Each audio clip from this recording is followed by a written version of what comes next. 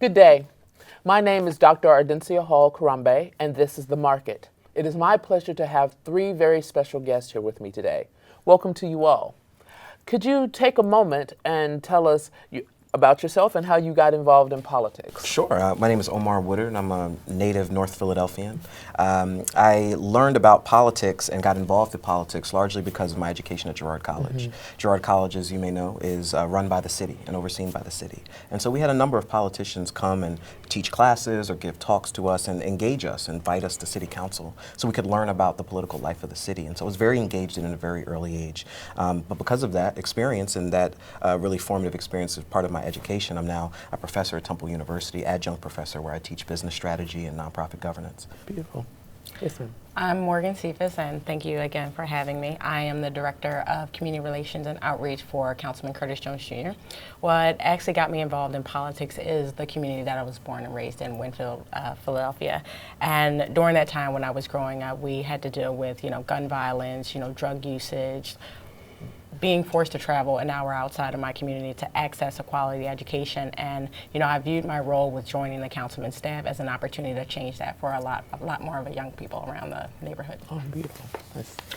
Hello, thank you so much for having me. My name is Melissa Robbins, and I'm actually a political consultant and an activist here in the city of Philadelphia. And I actually got involved in politics very early on. I remember being a child and my mother having me watch 60 Minutes and watching presidential speeches. And later on in life, I got a chance to study government in Washington, D.C. I was selected out of a class of girls to go and study, and we ran for offices, and I had an opportunity to run and become Speaker of the House. And my seed was planted, and I knew that I would eventually have a role in government. And today I've had an opportunity to serve on a number of campaigns and getting people in office. So it just runs in my blood. This is what I was born to do, so I love it. Beautiful. So, next question. Could you tell us how do you define social justice, or what is social justice, and why is social justice important, particularly to the African American community, and how can we go about practicing social justice? The field is open. Somebody take it and run. I'm happy to start. I Okay. think in any nation, you have those who have and those who do not. You have those who have privileges and those who do not. And so if you care about social justice, you care about lessening the gap, kind of closing the gap between those who have and those who do not, those who have what they believe is equality and those who experience inequality in a very deep level. So that's what I think social justice is, and I think the African American community in particular is one that needs to push forward in social justice, defining what it means every generation, and then engaging in the types of acts that would hopefully begin to close the gap between those who have and those who don't, those who believe that they have opportunity and those who know that they do not. Part of it is an education process on those who do not. Those who are social justice advocates. What they're doing is trying to convince a population that believes they have everything they need. And if they just stop talking about it, things would be okay. But we know that that's not the case because we have a lived experience that tells us the deep need for social justice advocacy, sustained advocacy over generations. That's what it means to me. That's the type of work I think we need to be doing, at least in Philadelphia. Indeed. Yeah, I think it's critical when we talk about social justice, not just having access to the opportunity and to the resources, but making sure that opportunity is quality. Indeed. And I think that is, in the African American community, I mean, we've come so far with the issue of social justice, but we still have a lot of room to grow, a lot longer to, actually achieve when we feel like we are there and are actually receiving the opportunities that we need. Because again, when it comes back to the issue of education, yes, we have access to schools, but the question is then, is it a quality school? So when, I told you briefly about my story, having to travel an hour outside of my community to access a quality education, that's not social justice. And just because we have schools that are around us that are not performing and are low performing, doesn't mean we have access to that opportunity that we really need in order to, advance as a community. And social justice is necessary. I mean, here it is. It's a voice, an opportunity to speak to those who don't even necessarily know that they're being oppressed. As Omar spoke about widening the gap, well, the gap is wide open right now, and there are a lot of people who are falling in. We used to hear the phrase, let's catch these people before they fall through the cracks. there are no more cracks. People are just falling. And we need those voices heard. And unfortunately, what's happening today is when people speak up and you see those acts of social justice, it's almost as if to say, you don't need to speak for those people. You don't need to represent those people. Those people are okay. Who said it famously? Romney, I think he said, we have a net to catch these people. They're going to be okay. We cannot look at our society from that kind of perspective. Those people are not okay. Everyone has the right to live a good life. Everyone has the right to a good quality education. And when we're living in a city where we're seeing huge amounts of males of color in particular, go to prison and sit in a cage cell, and we're okay with that in society, then we should take a look at ourselves. So social justice has a role, has always had a role, and we always need social justice. Indeed. And that actually leads to the next question. Is like, many people feel that they don't have a political voice, you know, and so what is the role of citizens in this current political landscape? And what is the first step that one would have to take in order to become involved in politics? What would be a good way for someone who says, you know, I may not have the education, I don't have that background, how can I get involved in politics so that my voice can be heard? Let me jump on that. Okay. I'll tell you a funny story. My car broke down a year ago, right? I was angry, I was upset, you know, I need to get around the city, but as time passed, I embraced it. Why? It's because I had an opportunity to see the constituency up close and personal on the bus, on the train, and I had to humble myself because there were so many stories. So each and every day you hear people, they talk about, you know, their downfalls and their woes and what's going on in their life. So I say to people, pick yourself up. Talk to people in your community. Have you ever thought about becoming a block captain? Do you know what a committee person is? Do you know who your ward leader is? People don't even know what these terms and these positions are, let alone what roles they actually serve in the community. So I say, if you have children in school, then get to know the leaders in your school. You know, are you a part of your home and school association? You know, you can take small steps. Volunteer. Who's running for office in your community? There are so many things that people can do to get involved, and it all starts with volunteering and lending a hand. Look at the issues that you care about the most. Look around your community. Look at the things that you'd like to correct. And instead of having someone come from the outside and fix your community, look next door, look in front of you, and begin there. Begin right there on your own doorstep, on your own street, on your own block, and in your community. And have that conversation with your neighbors and begin to make change. Indeed. Agreed. It's more the bottom-up approach where you are becoming that block captain. And I think one of the key things for our residents in our community is show up to the conversation. There is so much discourse going on around, you know, the issues of education, the issue of poverty, the issue of economic opportunities and jobs. Show up to the conversation and have your voice heard. And not just you, bring a friend. And again, it just starts from the bottom. And to her point, you know, get involved in whatever local activity that you have going on and just make sure your voice is heard. From my perspective, for the last 30 or 40 years, we've been told from national politicians, local politicians, that government was the problem. And if government got out of the way, everyone would be fine. The problem with that framing is the people are the government. We determine who goes to Harrisburg, who goes to City Hall, who goes to Washington, D.C. And so we have to take ownership of the fact that because we control who goes, we can control what's done. And I think there's a link that's missing. We don't own the fact that our vote sends people with the values that we need to represent our interests. And too often they don't do that. And so what I think we need to do as people, as citizens who want to get involved and engaged in the political process, is not just to vote, but to own our vote and to own the fact that the people we send to wherever it is that they're making laws, we pay them. They're accountable to us.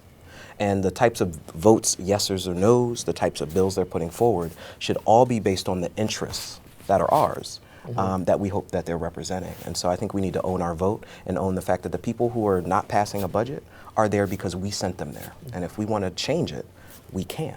by sending different people. I think I totally agree with that idea. I think a lot of times people vote and they cast that vote and it goes into this invisible land and we see the person become elected, and then after that we feel like we can disengage. Right. And then it becomes just about dealing with the day-to-day lives that we have, having to catch the bus, making sure our kids are in decent schools, and we get bogged down by that, not realizing that our connection to that politician is one of the ways that's going to help us change the situations that's happening in our community. And along with that idea, we're getting ready to gear up for a presidential election. It's going to be a really big year. I'm so excited. So excited because I love our president. But anyway, that's a whole nother story. But I'm interested to see in the pool that's out there among the candidates, what do you think is the next important step facing African Americans as a community, and how can we utilize this time of elections and looking at the candidates and picking a good candidate? You know, understand what I'm saying? Mm-hmm. How can we make our issues come to the forefront so that we can pick a strong candidate to go into the White House that will have our voice, that will have our interest at heart? I think the first things first is that the national African American focused organizations need to have a unified agenda that's both legislative in nature at the federal level, but also uniquely in unique states. Because every state has different challenges. Alabama's challenge, African Americans in Alabama have fundamentally different challenges than African Americans in Hawaii or African Americans in Florida. But that said, we need a national agenda. We need a state-based agenda, and we need our larger African-American organizations to begin to figure out what would work. And then once you have an agenda, you share that agenda, and you use that agenda to educate lawmakers who are running, whether they're running for president or running for sheriff, it doesn't matter. But I think the other issue there's three issues I think African Americans need to be very concerned about in the presidential race. Long term, I think it's the elimination of institutional and systemic bias in our government. I think medium term, it's fully funding education, public education. And I think in the near term, it's going to be criminal justice reform and ending the school to prison pipeline. Those three areas we can work on a medium, long term, and short term basis, and then have an agenda that makes sense at the federal level and the state levels. I think we'll be in a much better place. And I feel like we have a phenomenal platform around. And I know, I mean, there's a lot of conversation around, Black Lives Matter, boys and men of color, but ensuring that when we're having that conversation, what does that mean when it comes to economic development? What does that mean when it comes to jobs? What does that mean when it comes to poverty? What does that mean when it comes to criminal justice reform? So as we're shaping this narrative, I mean, we have to kind of hurry up because it's upon us. But, when we're talking to our federal, state, and local electeds, taking that perspective and asking that question when it comes to each and every topic. So, what does progress mean to, Omar's point on the local level for Philadelphia, but also what does it mean over in Alabama? So being sure to tailor that message, but also having that perspective on each and every issue.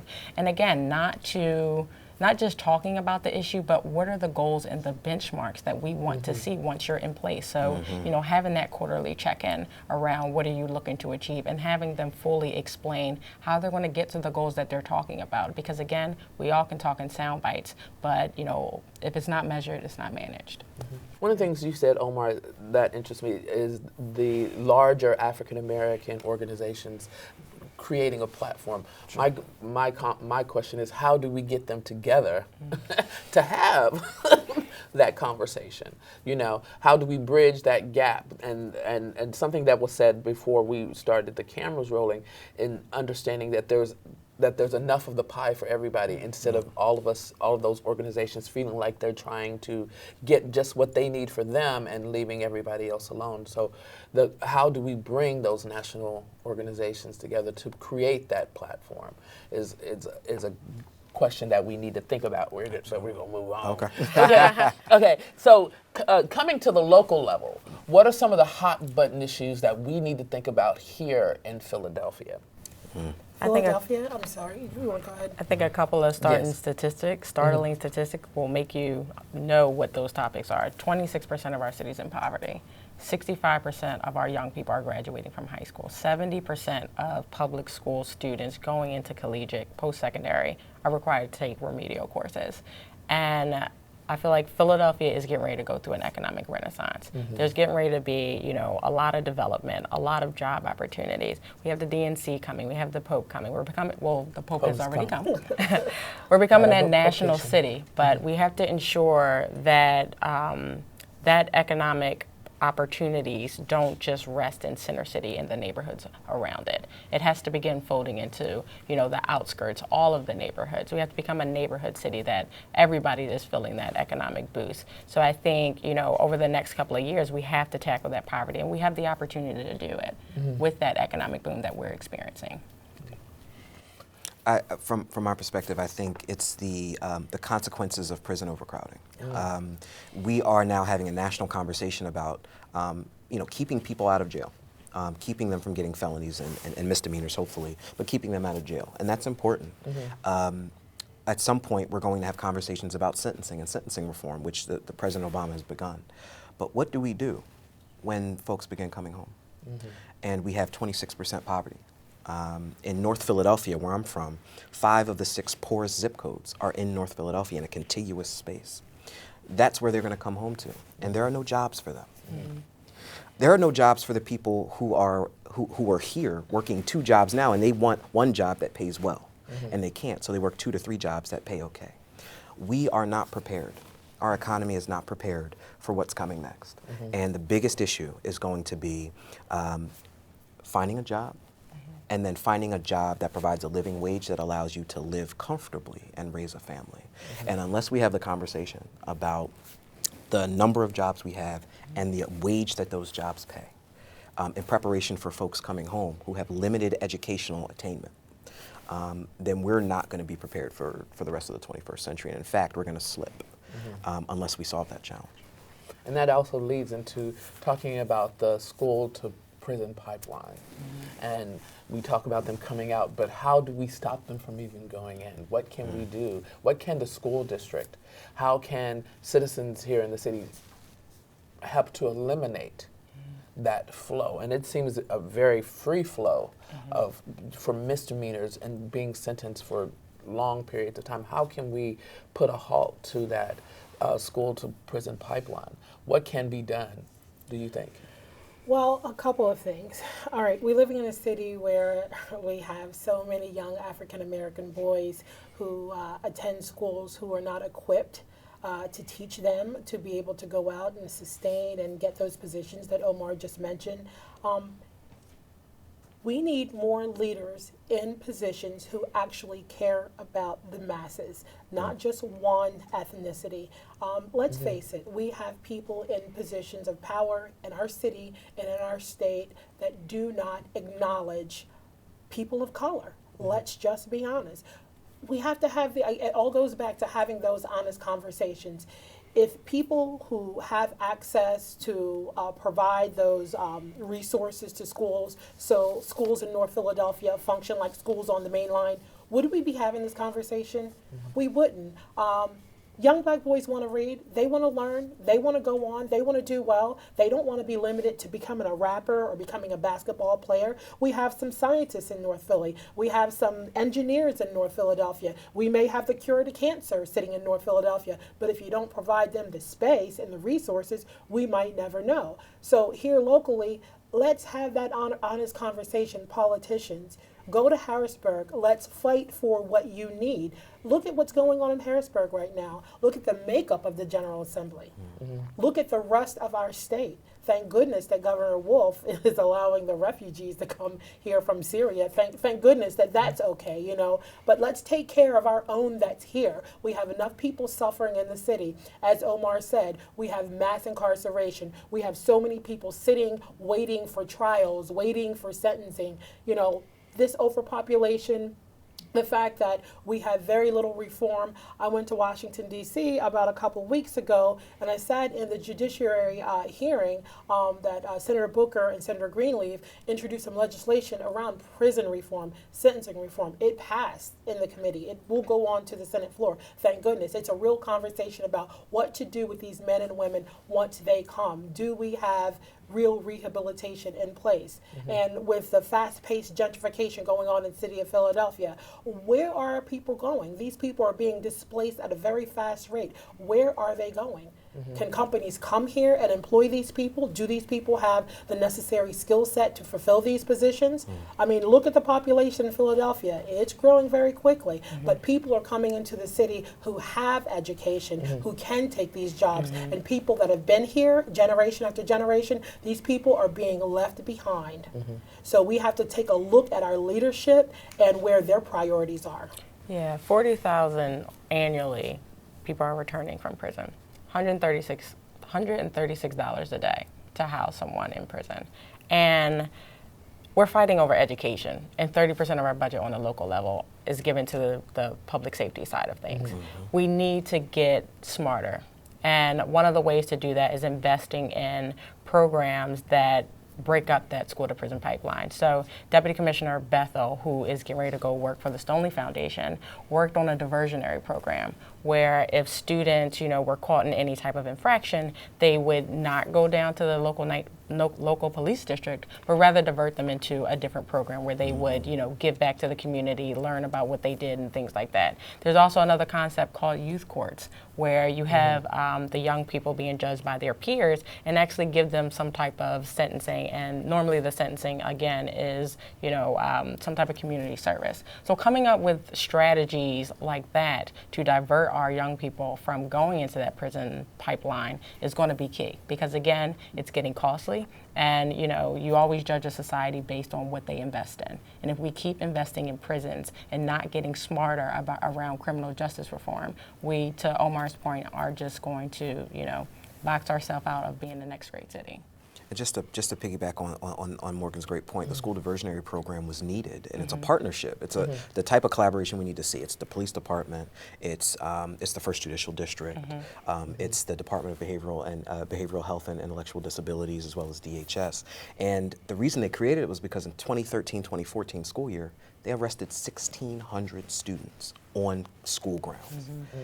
Once they implemented this program, that went down to 600, that quick. But you can imagine 1,600, let's say per year. Those are young people with records. Some of them maybe could get them expunged because they're youth, but maybe they don't know about the expungement process, and so they become 18 years old and they're stuck in the system. So I'm glad that we had someone like Deputy Commissioner Bethel, and I'm glad that he's going to the philanthropic community, because there's a lot that we can learn about how different city agencies can come together to eliminate the school to prison pipeline. And one of the things you do is to stop arresting children. It's very simple.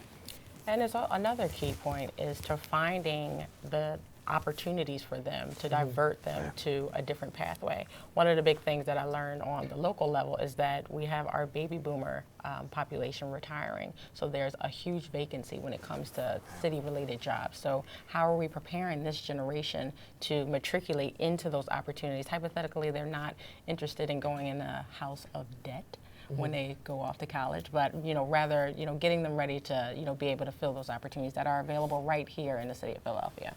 Wonderful. One last question. And with the current climate between the African American community and police throughout the country, what do you think is the role of civil disobedience within the community? We talked earlier. Civil disobedience. It was a moment of civil disobedience in the Boston Tea Party that founded a nation. It's okay when British folks are fed up with taxation without representation, but it's not okay when individuals stand up and say Black Lives Matter. That's been the deepest challenge facing our nation for the last 200 years. There will always be a role for people who feel they're being oppressed, who feel like they're living under tyranny, to stand up and say, I will be valued. It is my human right to have dignity when I live. And civil disobedience will always have a role. Doesn't matter if you're African American, you're Hispanic. If you're white, civil disobedience has played a role throughout our nation. It shaped and defined our nation. And so we should look at civil disobedience as an asset, as a tool to be used to recognize the humanity of others. I feel like Omar predicted pretty well. Okay. No, civil disobedience is, key to progress. And, just to Omar's point, when you feel that level of oppression, your first question was around social injustice. And if you take that away, that ability to do civil disobedience, we'll never be able to, access those opportunities and those resources that come with social injustice. Absolutely. If not for civil disobedience, I don't think we would be here having this conversation today. right. If our ancestors that stand up and say no more, we wouldn't be able to have this conversation. Civil disobedience is necessary. It's very necessary. If you don't stay vigilant and stay, awake, then things will happen to you. And you won't know that things are happening to you until you start to feel the pain and the pressure like many are feeling today. Many feel it through police brutality, through the lack of jobs, through not being able just to take care of your family day to day. And we need people out there on the forefront, on the line, saying, enough, no more, we won't take it. I mean, there was once a time where we had laws that hurt us very badly, Jim Crow laws. Someone had to stand up and someone had to say, this is not okay. This law is a bad law. This is hurting us and we need to do something about it. So civil disobedience, as Omar said, is a necessary tool. Thank you very much. It has been a pleasure indeed having you here, Melissa, Morgan, Omar. The conversation was absolutely wonderful, and I have learned so much from all of you today. And I'm sure that our watchers have learned a lot too. Thank you for joining us today here on The Market. It has been part of CCP TV, the Community College of Philadelphia educational channel. Until next time, thank you.